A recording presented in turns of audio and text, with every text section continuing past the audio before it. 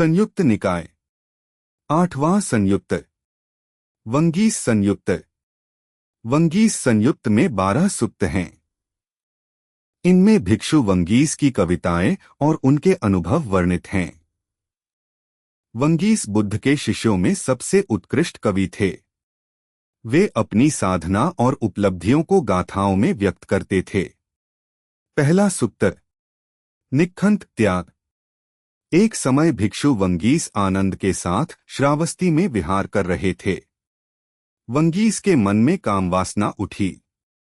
उन्होंने आनंद से कहा, मेरे मन में वासना आ रही है, कृपया मुझे उपाय बताइए। आनंद ने कहा, जो विकार उत्पन्न हो उसे देखो, फिर इस शरीर की अनित्यता का स्मरण करो। वंगीस ने यह उपाय किया और मन शांत हो गया। उन्होंने एक गाथा गाई। मैंने इस संसार को छोड़ दिया है, मैं घर छोड़कर निकला हूं। मेरे मन में जो विकार उठा था उसे मैंने देख लिया, अब वह चला गया है। दूसरा सुक्त, अर्ति अरुचि। भिक्षु वंगीस को कभी कभी साधना में अरुचि होती थी। उन्होंने स्वयं को प्रेरित करते हुए गाथा गाई। हे वंगीस, क्यों उदास होते हो?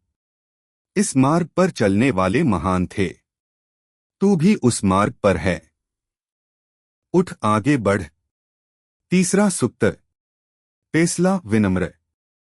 वंगीस ने एक बार अभिमानवश अन्य भिक्षुओं की कविता को कमतर आंका। बाद में उन्हें पछतावा हुआ। उन्होंने भगवान के सामने अपनी गलती स्वीकार की और गाथा गाई। जो ज्ञानी है वह दूसरों को छोटा नहीं देखता। जो सच में ज्ञानी है वह विनम्र होता है। मैंने अभिमान किया, यह मेरी भूल थी। चौथा सुक्त, सुभाषित सुभाषित। भगवान ने वंगीस से पूछा, श्रेष्ठ वाणी क्या है? वंगीस ने गाथा गाई। जो वाणी सत्य हो, जो धर्म के अनुकूल हो, जो मधुर हो, जो किसी को दुख न दे, जो सुनने वाले को लाभ पहुंचाए, वही श्रेष्ठ वाणी है। भगवान ने प्रशंसा की। पांचवा सुक्त, सारिपुत्त की प्रशंसा। एक दिन वंगीस ने सारिपुत्त को ध्यान में बैठे देखा। उनके मुख पर गहरी शांति थी। वंगीस ने उनकी स्तुति में गाथाएं गाईं। सारिपुत्त, तुम्हारा मन शांत है जैसे गहरा सागर। तुम्हारे पास ज्ञान का भंडार है। तुम्हारी मैत्री असीम है। तुम सचमुच भगवान के शिष्यों में श्रेष्ठ हो। छठा सुक्त, शोभित सुंदर। भिक्षु शोभित के अभिषेक के अवसर पर वंगीस ने गाथाएं गाईं जिसमें बुद्ध के मार्ग की महिमा वर्णित थी। भगवान का मार्ग वह नाव है जो दुख के सागर से पार उतारती है। जो इस नाव पर बैठा वह अवश्य पार होगा। सातवां सुक्त, अनोमदस्सी। वंगीस ने एक महान भिक्षु अनोमदस्सी की स्तुति की। अनोमदस्सी ने संसार के सभी बंधनों को तोड़ दिया है। वे मार के जाल से मुक्त हैं। उनका जन्म सार्थक हुआ। आठवां सुक्त, नलक। वंगीस एक बार नलक के मार्ग पर चल रहे थे। उन्होंने उस स्थान को देखा जहां पुराने काल में ऋषिमुनि रहते थे। उन्होंने गाथा गाई। इस भूमि पर महान पुरुषों के चरण पड़े हैं। यह भूमि पवित्र है। हम भी उसी मार्ग पर हैं। नौवां सुक्त, कोगल कोकलिक। कोकलिक ने सारिपुत्त और मोगगल्लान की निंदा की। वंगीस ने कोकलिक को समझाने की कोशिश की और गाथा गाई।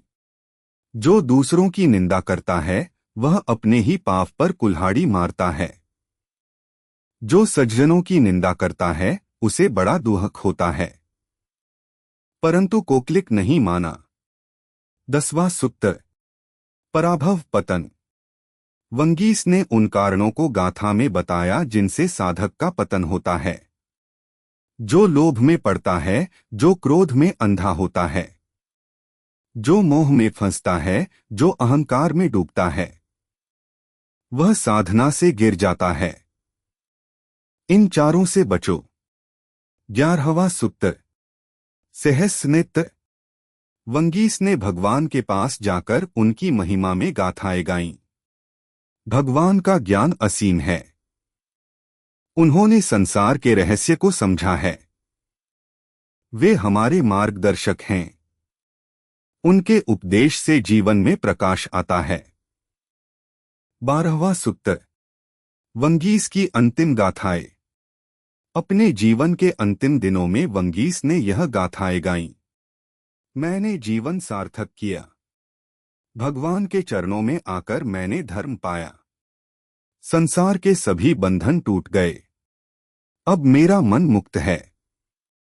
हे भगवान, आपने मुझे जो मार्ग दिखाया वह मार्ग अत्यंत सुंदर था। मैंने उस मार्ग पर चलकर शांति पाई। यही मेरा जन्म सार्थक हुआ। इस प्रकार वंगीस संयुक्त समाप्त होती है।